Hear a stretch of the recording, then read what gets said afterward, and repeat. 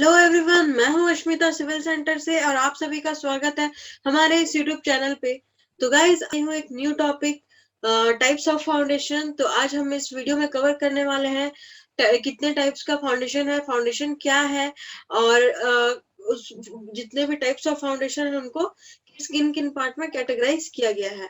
चलिए video start करते हैं। तो सबसे पहला गाइज मैं आपको बताना चाहती हूँ कि फाउंडेशन क्या है। तो जैसे कि आप लोग जानते हैं, फाउंडेशन एक स्ट्रक्चर का सबसे लोअर मोस्ट पार्ट होता है और ये एक लोड ट्रांसफर करने में काम आता है।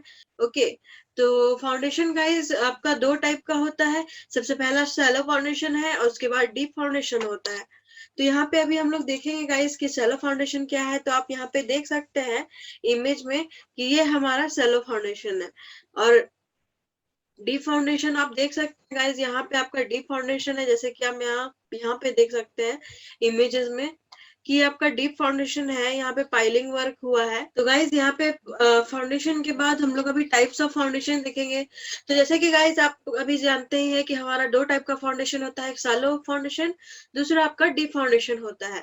तो गाइज जो शैलो फाउंडेशन है उसके अंडर में जो जो फुटिंग्स आते हैं वो कुछ इस तरीके का कैटेगराइज किया गया है। सबसे पहला है उनमें से आपका guys isolated spread footing, second आपका combined footing, cantilever footing, wall footing and raft and mat foundation. Okay, इसके बाद डीप फाउंडेशन के अंडर में गाइज आता है आपका पाइल फाउंडेशन, पियर फाउंडेशन और वेल फाउंडेशन।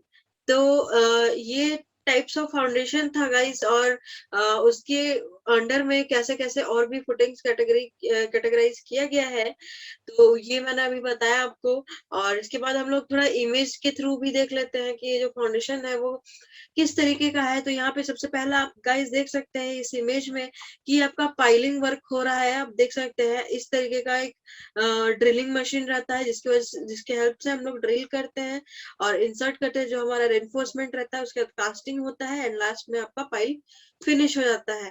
तो ये आपका पाइल फाउंडेशन था गाइस। इसके बाद यहाँ पे आप देख सकते हैं इमेज में ये आपका पियर फाउंडेशन है। तो यहाँ पे देख सकते हैं कि ये आपका, यहाँ पे देखिए ये आपका पियर हुआ है। तो ये गाइज आपका पियर फाउंडेशन है। तो इसके बाद अभी हम लोग देखेंगे कि आइसोलेटेड स्प्रेड फाउंडेशन जो है वो क्या है। नॉर्मल फाउंडेशन गाइज जो हम लोग का रेगुलर आप बहुत सारे साइट पे यूजुअली देखे भी होंगे, तो इस तरीके का फाउंडेशन ही जनरली यूज होता है जहाँ का सॉइल बहुत अच्छा कैटेगरी में, जहाँ का सॉइल बहुत का कंडीशन बहुत अच्छा रहता है, वहां पे हम लोग आइसोलेटेड फुटिंग यूज करते हैं। तो ये गाइज आइसोलेटेड फुटिंग था। उसके बाद हम लोग बात करेंगे गाइज राफ्ट फाउंडेशन। तो यहाँ पे आप देख सकते हैं ये आपका राफ्ट फाउंडेशन है। तो ये इस तरीके का हम लोग पहले फाउंडेशन से पहले आपका रेनफोर्समेंट करते हैं, उसके बाद आपका फाउंडेशन का ऊपर वाला स्ट्रक्चर रेडी होता है। इसके बाद आपका कैंटिलीवर है गाइज। यहाँ पे आप देख सकते हैं कैंटिलीवर एंड स्टैक फुटिंग। तो यहाँ पे जो कैंटिलीवर है तो ये आप देख सकते हैं इमेज में इस तरीके का बनता है और ऐसा ही फाउंडेशन होता है कैंटिलीवर फुटिंग।